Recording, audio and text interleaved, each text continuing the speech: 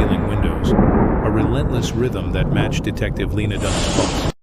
She stood in James Bishop's penthouse, sifting through scattered documents, searching for the missing piece to a puzzle no one wanted her to solve.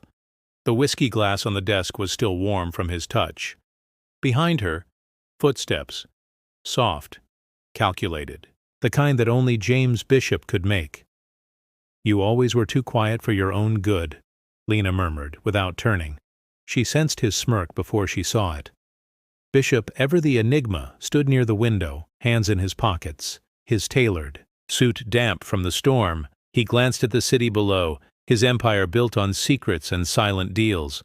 "And you never knew when to walk away," he replied. A game of caution and control. Lena edged toward the desk, fingers brushing against the cold metal of the gun beside the papers. Bishop noticed. He always noticed.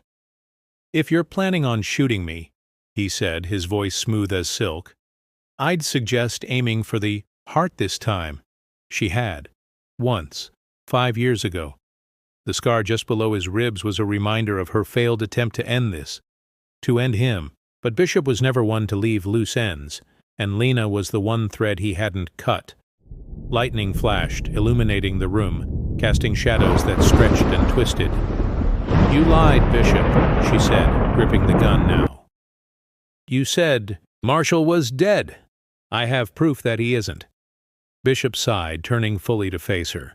He had the nerve to look tired, like this was all just an inconvenience, rather than a matter of survival. "Marshall is dead to me," he corrected. "That doesn't mean he isn't out there." Lena tightened her grip. "Then tell me where." "He is." Bishop stepped forward, slow and deliberate, like a man walking toward the inevitable. "I could tell you," he admitted. "But that wouldn't save you, Lena." She had come here ready for answers, prepared for a fight. What she hadn't anticipated was the sinking realization that Bishop wasn't her enemy in this moment. He was her last warning. Oh! Sudden knock at the door froze them both. 3 distinct taps. Not an interruption.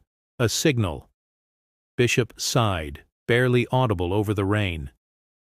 "You took too long," he muttered. Then, before she could react, Bishop lunged, flipping the desk and sending papers flying. Lena stumbled back, gun raised, but he wasn't reaching for a weapon. He was reaching for her. A gunshot rang out from the other side of the door. Lena's body jerked as Bishop grabbed her arm. Someone else was here. Someone Bishop had been expecting.